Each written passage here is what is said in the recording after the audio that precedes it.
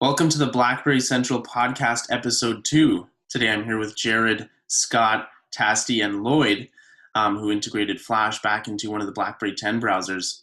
So we're really happy to have these two guests with us. Lloyd, why don't you tell us where you're joining us from today? Yeah, I'm joining you from Calgary, Alberta. Canadian, so that's all I got. And how about you, Tasti? Good afternoon, everyone. I'm joining you from Scarborough, Toronto, Ontario, and I'm really excited to be here. Awesome. Today's podcast is going to be super Canadian. All of us here are from Canada, so we'll see how that goes. Right off the bat, I want to talk about the Secchi Tablet, which was announced pretty much yesterday. Came as sort of a surprise to most. This was at the CeBIT, which is a sort of an enterprise IT event that occurs every year. And this is basically the birthchild of IBM and SecuSmart. And of course, SecuSmart is the company that BlackBerry bought in July of 2014. So it's interesting to see that BlackBerry is developing themselves into a tablet thing again, without actually being in that hardware thing. This is, of course, a Samsung tablet based on the Samsung Galaxy S Tab 10.5. But how are you guys feeling about it? Is there any opinions so far in terms of what's going to be like? You could probably consider this an unofficial BlackBerry tablet, because BlackBerry software. BlackBerry has hands in it because of SecuSmart, but it's not BlackBerry software. It's not BlackBerry hardware. If we're ever going to see a BlackBerry tablet, it will be BlackBerry hardware. It will be BlackBerry software. This just seems like a way, to me, to get the SecuSmart brand out there and sort of fashion that brand as a like secure technology sort of brand. That's what that branch would be. Mm-hmm. Yeah, and the tablet's obviously aimed at that public sector and enterprise guys. I know that they had mentioned it retails for about $2,400 US. Which is kind of interesting. I mean, it's not something that departments can afford. You know, this is something that aimed directly for them. It's a way for that secure communications. I also heard that it integrates into any of their enterprise suites, like their SecuSmart suites that they might already have with them. It integrates perfectly into there. There's no new service that they have to necessarily purchase aside from the device. I didn't see any mention of Wi-Fi or the 4G SIM card thing, but I know, Scott, you might have an opinion on that, working in the government sector here in Canada. Yeah, I'm just gonna bring up my BlackBerry, so hopefully my work BlackBerry, that is, and hopefully it comes out clear. But you're gonna notice here, only thing you see is mobile network. That's because within my department, that's the only thing that's authorized. So if BlackBerry is going to and IBM and everybody else who's in on this are going to target this tablet for the enterprise / government segment, they have to have a SIM card availability for it, because I wouldn't be able to use it without Wi-Fi or without the SIM card, because we can't use Wi-Fi. It's not considered secure enough yet. So that's going to be a huge issue if they're going to market that segment. So that's my point of view on it. Kind of tend to agree with Jerid in that I don't think it's going to be a BlackBerry, really a BlackBerry tablet right now. And my other point is, I think it will come 4G enabled, because Samsung does have those, and it's SecuSmart. So the first launch of SecuSmart with BlackBerry we saw was for the phone. So I think they're going to go down, basically trial this out of the phone and now into the tablet mix. So my gut feel is that it will be SIM enabled, and hopefully it will. Yeah, and the big advantage to BlackBerry SecuSmart joining in on this, you know, it's some people might ask competition. What's it going to be like in terms of BlackBerry, you know, and IBM and Samsung trying to compete at a tablet level in the public sector, as well as enterprise? And there's obviously competition out there that tries to produce tablets. I know Blackphone had mentioned that they're going to try to do a tablet this year. But BlackBerry is the only sort of MDM vendor that's actually approved for the Department of Defense in the States. They have that level, the only ones who have that approval for the certification, Yep. Sort of overall operation thing. So really on that government level, there's no compete when it comes No, to tablet. no, you're right, Dylan. There is no compete on the government level with this. My only biggest concern is the price point. You know, we're hearing around $2,400, which is a lot of money. My department, my unit, actually, we just did get a few tablets, and unfortunately, they were Dells with SIM enabled for non-classified use, and they're around, I think, like $1,700 a piece with all the accessories that came with them. So it's close, but if the tablet itself without accessories is coming in at 2,400, again, budgets in the mix, they might be a little bit off the mark. So we'll have to wait and see how that plays out. Yeah. And Yeah, see how much. there's no way that's going to be a fleet device. Like, you're not going to see everybody in the office carrying one of these. It's probably just for high-end executives and very specific people. The way we're using ours is it's a pulled device. So if you're going on some kind of task or heading out to the field to do something, you sign it out and you use it for what you need to use it, and then you sign it back in. So I think we'll see along those lines, and then the top end execs, CEOs, CFOs, those types, COOs will getting their own. Right. And Tasti, what would you sort of generalize what you do for work? What's that sort of field that you're in? So I work in a nuclear power plant. So security is a big part of the business. Like every time I go to work, I feel like I go to the airport, right? That's how much security you have to go through, right? So looking at the tablet, I feel like it's geared to the upper management slash the C-level executives of the company. Obviously, not a lot of companies will pay $2,400 for a tablet. So either they're targeting a specific industry where security is key, like power plant, oil and gas companies, so that you can take this tablet to the field and do whatever you have to do. Like if I'm going to the field and it has all the software that I need for a field application, obviously, instead of taking a computer, it'd be easier for me to take the tablet, right? So I think it's geared to specific industry. I don't think it's for everybody, right? That's how I feel anyways. Absolutely. And then we also had some mention, I guess, this Monday about some, Goldman Sachs had their downgrade on the BlackBerry sort of stock levels, and then we also talked about some Prem Watsa. He spoke about a few things there. Maybe you want to touch base again a little bit and talk about that for us. So on Monday, if you notice, BlackBerry shares went down about 8% in the morning, and there was two reasons for that. One is Goldman Sachs came out and said, downgraded BlackBerry to sell from like $10 to $9. And the second big piece is that Prem Watsa, which is on the board of BlackBerry and also one of the largest shareholders of BlackBerry, say BlackBerry is not for sale.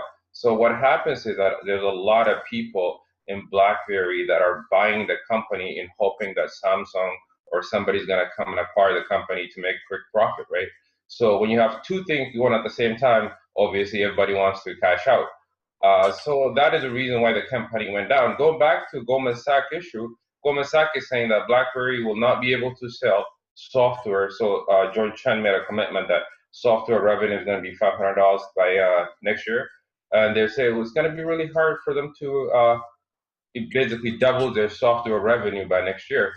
And there's a lot of people that say that, they could do it. They have a lot of new software this year. Best 12 is a big thing. And also Goldman Sachs is really focused on Best 12 and a small part of the BlackBerry. Now, Global Mail had an article saying that, Goldman Sachs is only looking at a small part of BlackBerry. They're missing the big picture where BlackBerry is going to IoT and try to basically secure everything, right? So I feel like Goldman Sachs is just probably focusing on this and next quarter. They're not looking at, a year and 2 years from now, right? I think a year and 2 years from now, BlackBerry will be a totally different company. It'll be mostly software-oriented, enterprise-oriented company. And they should be able to get to the $500 million to $1 billion software revenue in the next 2 years. I think it's going to be huge. If they execute on what John Chen and the team has, I think that'd be big. Yeah, they have you see it in proof of concept like pretty much every day with John doing a lot more advancements in terms of software. Now, Lloyd, you do a lot of cross-platform development. What do you think software-wise? Do you think that's something that BlackBerry's capable of reaching, that doubling that sort of amount of software sales?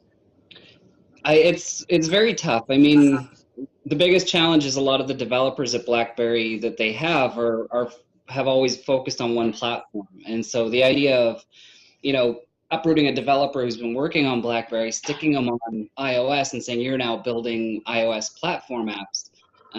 We see that kind of with BBM a lot, where there's a lot of memory issues and battery issues that somebody who's been building for iOS for a long time may not incorporate into an application. And so I think they'll get there. I just think that there's going to be a series of steps that they need to take, and I don't know that they've taken those steps yet. Interesting, yeah. I know we touched last podcast about some of the lawsuit stuff that's going on, and of course this week we had a few things kind of pop up here and there. I know I believe it's Friday, a U.S. district judge had dismissed a case from 2013, which basically alleged that the executives were misrepresenting the current status at that time, talking about device sales. This was something that was dismissed on Friday. And we're starting to see this trend where BlackBerry is being a little bit more prominent in the news about these legality issues. We have these typo things going on, which is also an interesting topic, of course. With typo having that issue there with BlackBerry taking a second swing at them. But then we also had at Mobile World Congress, we saw BlackBerry announce that their IP and all their patents are up for grabs at this point. So it would, they basically say to typo and without saying it, our keyboards are now licensable. And this is something that you can do if you want to keep making typo. You can license that keyboard from us for whatever cost it may be. But they said, I believe over 50% of the company is open and able to license these things out. So it's kind of interesting to see this sort of trend where they go, slap on the wrist here, but then turn around and say, well, if you want to do it, you can, kind of thing. So what do you guys think about all this legal stuff going on? I mean, it's really interesting the past little bit here. The whole typo thing, for me personally, from day one, I was saying, don't stop, go for royalties.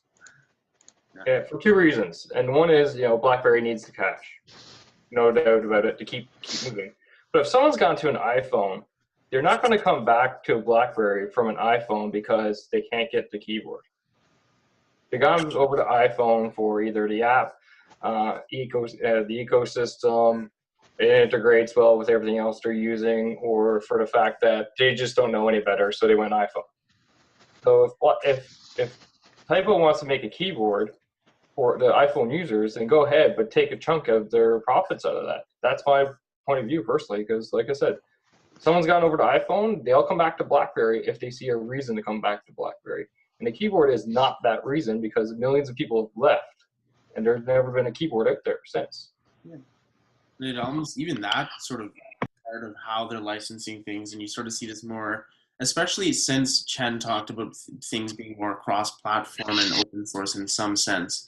You see that bigger trend, like the suites that they announced at Mobile World Congress, and they talked about how, the hub, you're going to get the hub on your iPhone through Enterprise, of course. And, the keyboard actually is going to be included in that. You'll see the Contacts app and a few other apps that are core and native to us are going to be available to enterprise users on iOS and Android.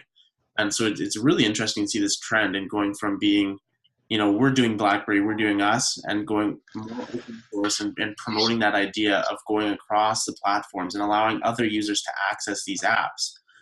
So I'm curious, Jerid, what do you think? Like, is this a good idea to have these apps available to all these other platforms, or would you rather see BlackBerry stick to what they're doing? I think, I don't know, it's kind of nice to see BlackBerry kind of seeping onto other platforms. But I mean, this goes with the whole BlackBerry being primarily a services and software more than hardware. Because if they can have, if they have all this technology and these patents and all whatever, they don't do a whole lot of good if they're on a platform that people just aren't buying in the same amount of numbers as they used to. If they can have this technology and the software on other platforms that people are willing to use and willing to, play around with and get used to BlackBerry again or be familiar with BlackBerry. I think it would just change people's perception of the company as a whole, and that would really help them in the future. So if and when they do release another high-end flagship touch, those people that went to iPhone would be more willing to go back because they, again, say they used to use a keyboard, but now they were on Android or iPhone, and now they're using the touchscreen keyboard. But they've also been using BlackBerry software on their Android or iPhone. So the BBM, using the hub through Enterprise, if they were doing that, I think they'd be more familiar, and there'd be less of a learning curve or an adjustment period if they went back to a full touch BlackBerry phone. About the legality issues, I think it's also really interesting to mention that all the legal stuff that BlackBerry's been involved in the news has all been largely positive. They haven't really been taking a beating legally. I mean, they just won that the dismissal in the U.S. courts over the lawsuit for BlackBerry 10. So there's the Kibo thing. There's that lawsuit that they successfully got dismissed. They're knocking that out of the park right now. Sure. Yeah, I agree with you. Like they have, so it looks like one of the legal team is one of the top. Like they haven't lost a case in a while. I don't even remember the last time they lost a case. It's been a while. And going back to BlackBerry, I think when they started BTS back in August, the whole idea is that they were going to license their patents. Like currently, BlackBerry patents are not really utilized. It's a company is a net buyer of patent as opposed to basically bringing in any revenue from their patents. I think the long-term plan is to utilize their patent and license to anybody who's willing to pay, right? I think BTS is going to be that part of BlackBerry, and that's why they created kind of small, internal company within BlackBerry, right? That's how I feel anyways. One of the perspectives actually from one of the BlackBerry Central team members, Brad, he had said a quote that I actually enjoyed in regards to this whole opening the IP a little bit, was saying that it's like selling the company without selling the company. Yeah. If that makes sense to you guys, if that's something you can agree with and feel on, BlackBerry 10 users. Yeah, that makes sense. I mean, especially with all the partnerships, especially the growing partnership with Samsung. Mm-hmm. People were losing their minds over, Samsung's going to buy BlackBerry. But no, Samsung gets to utilize a lot of BlackBerry's stuff. Like they get to use what they want from BlackBerry, but BlackBerry also gets to use what they want from Samsung. So it's very mutual partnership rather than just straight ownership. And that is, I'd say, better for both parties. Lloyd, what do you think about all the patents being licensable? Is that something you agree with? Is that a good idea? Yeah, it's always a good idea. I mean, we kind of saw some changes, at least I did, in all kinds of industries, not just mobile, where companies are stopping that whole fighting their patents to the end of the earth and starting to find ways that they could license. I mean, we saw this with Formlabs when doing 3D printing, where a small company was using a similar patent and a big company came by and started to try to sue them and said, well, instead of suing you, how about we give you a license instead and we help you cultivate this company. And the flip side of it from an end user state is you end up with two competitors that are actually working together. And so it kind of helps create two companies instead of just creating one big monolith company. And I think it's critical to do that kind of thing if you want to kind of foster innovation and get more than one company thinking of ways of doing things, but keeping that core founding technology together. So great point. Yeah, moving forward, and sort of talking about companies as well, we had this Canso Investment committee, I believe it was on Thursday, where they basically converted $300 million worth of debt into stock value. So now Canso is I believe, the third largest holder of the BlackBerry Limited. So that's been really interesting to see that there's still companies who are super interested and see that face value in BlackBerry, that they're willing to convert that debt into pure stock for them. What that means is kind of interesting too, because what does an investment company benefit from having parts of BlackBerry aside from that sort of stock face value of it? Where's the benefit in that?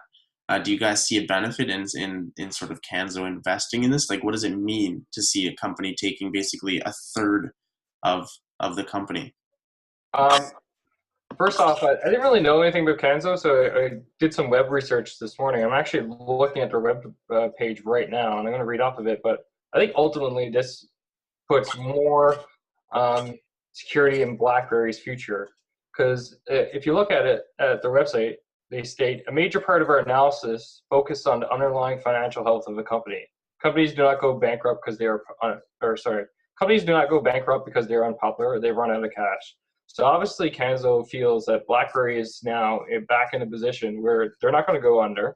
They're going to be around for a long time. So they've taken the leap of faith and investing into them because they probably see them as a future mover, much like what Tasti was talking about earlier with Internet of Things and getting that first mover advantage in the whole business. So I believe Kanso is looking to capitalize on what BlackBerry is going to do in the future. With their services and with the IoT. Another thing about Canso is it's a really small Richmond Hill company, and it's one of the highly rated bond trading company. And they only invest in a very small companies, not a lot. They're not like Goldman Sachs or Bank of America. And most of the time they are financing debt. And it means a lot to BlackBerry that when a company converts their debt to equity, right? Says that they believe in company's potential. BlackBerry is not going out of business anytime soon. The company is going to be thriving 5 years from now, but otherwise they would have kept the $300 million, collected interest, 6% interest on the company. But now they're saying that we don't need the interest. We believe the company is going to be huge 3-4 years from now, and our reward is going to be 5 from now, right? So I think it speaks a lot of volume about where the company is going. I don't think we see it from outside. But I see that BlackBerry is doing a lot of good things that put confidence on the company, putting $300 million cash and converting their debt to equity, right? It's great for the company. Absolutely. And just to make a point, this is one of the highly rated small companies in Canada, right? It's not just a company. Sure. Absolutely. To jump over to Lloyd really quick, let's sort of talk about you lately being a little bit more I guess in the news in terms of some wide coverage for you. Basically, we saw Flash removed in 10.3 from the BlackBerry 10 OS, which to a lot of users was quite disappointing. I know there's a lot of people, whether it's games that they like or certain sites that take advantage of Flash to provide certain content like ESPN and certain other sites. Now you went ahead and you actually created basically a Flash browser that was a little bit more native than anything that's currently out there. I know there's a lot of APKs that people can install and get some Flash on there, but it's not the same as a native browser. So there's I think a few questions that I think everyone would like to know. I think number one might be, why do you think Flash was removed aside from the lack of licensing from Adobe, taking away from mobile users and trying to get everybody over to the HTML stuff? Is it a security thing? Is it a battery thing in your opinion? That's a really good question, and I think what it comes down to is it was more of a business decision. Based on discussions I've had with different people at BlackBerry, it wasn't something where it seemed like the staff supported the decision. It was more like a business level decision was made, which is, BlackBerry has to become profitable. To do that, we can do two things. We can boost the number of people buying our products, and we can reduce internal expenses. And I think what happened is they sat down and the analysts looked at how many people were building using Air and how many people considered Flash as important, and decided, you know what, if we get rid of Flash, we can actually get rid of almost a third of our SDK development departments, all from documentation to internal developers and all of that. And so I think it just became a whole combined thing. I mean, when Flash came out for BlackBerry 10, my understanding is Adobe never had support of it from the very beginning. BlackBerry supported the entire thing end to end, and was building the library and supporting the library and maintaining it. And so I think from a company perspective, when you're trying to reduce expenses, you look at that, and that's a really attractive way to save a bundle of money. And I think it was just a business decision. Yeah, And that absolutely, I think, speaks about Chen as well. It seems like that's the Yeah. thing. Cut the costs and just focus on what's good. Yeah, I mean, it saved them. I'm sure it saved them a bundle. I mean, if you just look at the scope, I mean, all of the playbook was pretty much written in Flash and Air. All of those developers, you now can say, okay, you either need to change roles or we can deal with that. And so it was a good chance for them to kind of clean house a little bit on something that's kind of an aging platform. Yeah, sure. Yeah. So what drove you? Like, was it a personal thing, or was it something for the community that drove you to create it? For me, it was inevitable. So I was in a tough spot because I, of course, jumped on board with the playbook as a developer. So I had, I think, over 100 applications written in Air and Flash for BlackBerry. And so when they announced the death of it about a year ago, it was a big scramble for me to kind of move all my applications over. And one of the things I knew is that people are still going to use Flash. Um, the Flash browser we had in 10.3 and earlier, it still can meet the needs of most business users and most websites that they absolutely have to use Flash on. And so I also knew that it was easy to recompile the existing browser, so there's no reason not to go back and bring Flash back for those handful of users that it's an absolute must. And so if they need Flash, they can get it back this way.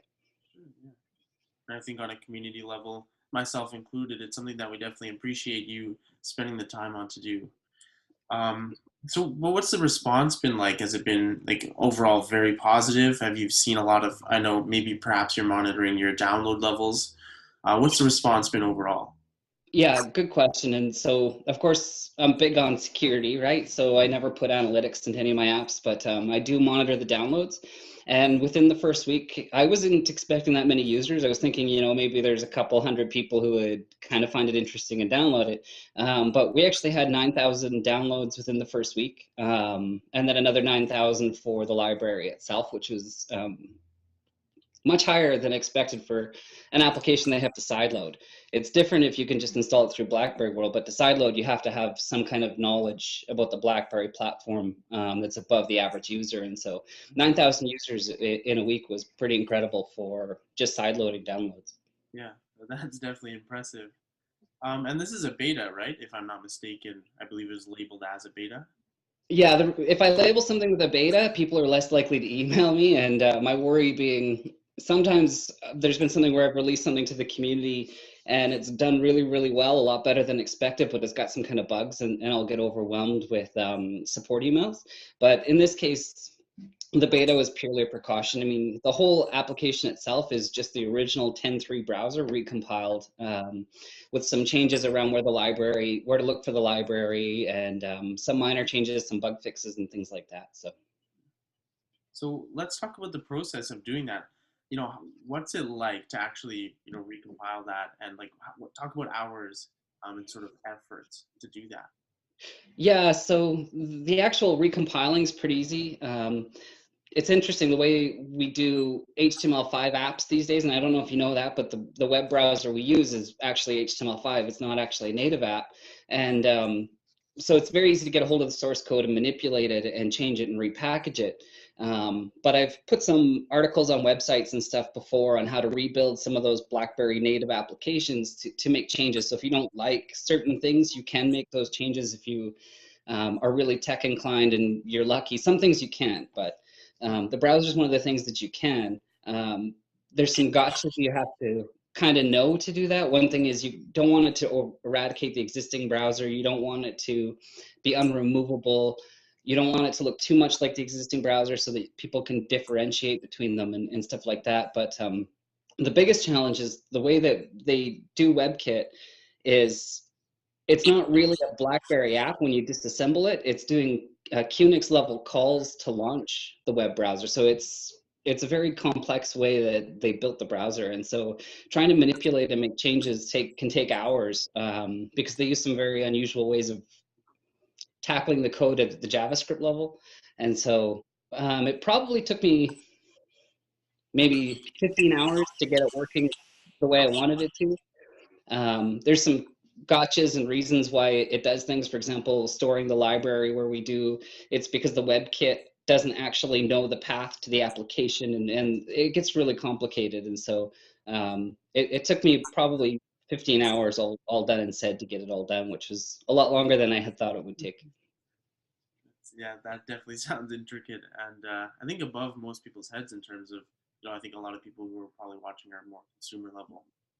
But it's definitely interesting to hear on that developer level what that's like. So definitely appreciate you talking with us about that. Um, the next topic I wanted to sort of go over was these devices this year. I know our previous podcast, we sort of talked about what we're expecting to see at Mobile World Congress. And then now we're here, of course, a little bit after, and we've seen what's out there, and we've sort of gotten hints at what's coming. We saw 2 devices of the 4 that are coming out this year.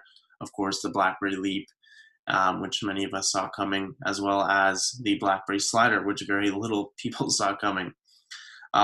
So if we focus on the Slider for a minute, I know at the BlackBerry Central we coined it the BlackBerry Glide, just for simple terms of, instead of using slide, which might have some negative connotations when you refer to BlackBerry, and go with Glide, something that seems a little bit more positive and then more upward. But what do you guys think about the BlackBerry Glide if we were to coin it that as well? Is it something that you're interested in? Well, it's not the hybrid I was expecting, but I still want it. It's gonna likely be my next phone since I skipped over the Passport. I had a Torch 9800 and I really liked it, and this one seems like it's better, cleaner design. I'm not totally sure about the curved screen. I don't really know what kind of practical application that has. To me, I think curved screens are kind of gimmicky, but we'll see what they're able to do with it. Usually BlackBerry tends to be pretty practical with the technology it comes out with, so we'll see. But I hopefully, if I have funds kicking around, I'll be an early adopter when that thing finally drops. Yeah. And what about you, Tasti? What do you think about the BlackBerry Slide or Glide?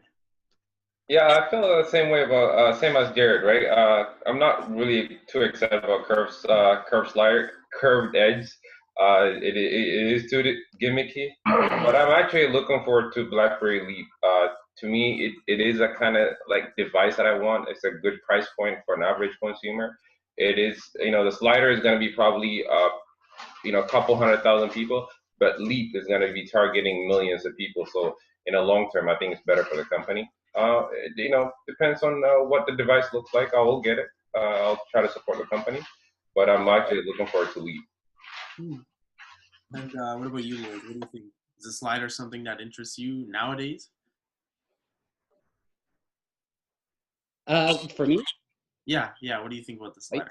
Yeah, the Slider will be the one way they're going to pry my Passport out of my cold, dead hand. So I've been waiting a long time for a Slider. I loved the Torch. I love both models, and for me, it's just something about being able to go from a full touch to a keyboard with touch, and kind of the device changes its shape to what you want, and that's kind of cool for me. So hopefully we see them leverage the curved sides. I know that Chen mentioned during the announcement that they're going to try to leverage the curves in some way into the OS. And of course, we talked about before Mobile World Congress, we talked about 10.3.2 having those hardware optimizations for the device. Of course, this is the new hybrid family. And there were some mentions, some rumors going around about the device being called the Titan Edge. Now, personally, I don't feel too comfortable with that name. I don't know. If we look at the analogy of the Galaxy S6 and the S6 Edge, to me it seems like, okay, you announce the S6 and it makes sense to announce an S6 Edge, but if you were to just jump out of nowhere and be like, this is the Titan Edge, it just seems kind of weird to me. And I don't know if Titan is so fitting as something else like what we coined it, or even Slider. But Scott, what do you think about naming it? What do you think would be a good name for it? Yeah, they definitely need to stay away from the whole edge thing so that we don't get too wrapped around the axle between BlackBerry and Samsung. A good name, actually, I think you probably coined the best name so far with the Glide. Chen has definitely gotten away from the previous BlackBerry 10 naming convention, thank God, as in the Z and the Q. So, have this one pop out and say like H30 would have been a disaster. So we'll see. We'll see what happens with the name. But Glide is probably the best one so far that I can even think of, which you've coined and taken away from me. But I'm really interested in it. There's two things which still need to come out for me, and one is confirmation on the size. The early figures figure between 5.5 and 5.7 inches. Is that too big? It could be. It might not be, but it might. It depends, right? And the second thing is that that physical keyboard. Is that the Passport keyboard, or is that the standard regular physical keyboard? I think it would be disappointing if it was the regular physical classic keyboard, not the Passport keyboard, because effectively, I think this is going to be the new flagship touch device. Yeah. It seems like instead of doing two hardware divisions, they're just saying, let's do one that people can compromise with without spending the money on developing two different lines of product.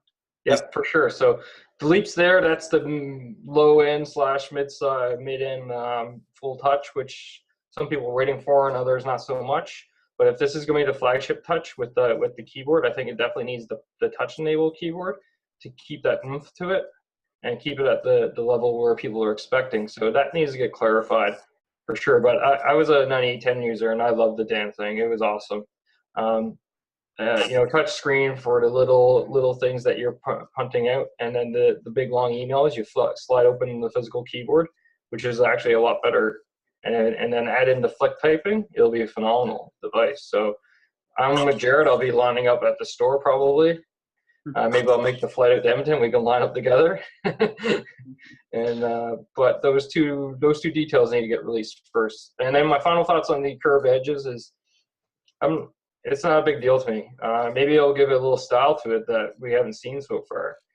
I don't really care personally, so we'll have to wait and see if there's any incorporation of it into the OS. And what would that be? Would it be like being able to hit the hub open with a touch, or being able to compose email?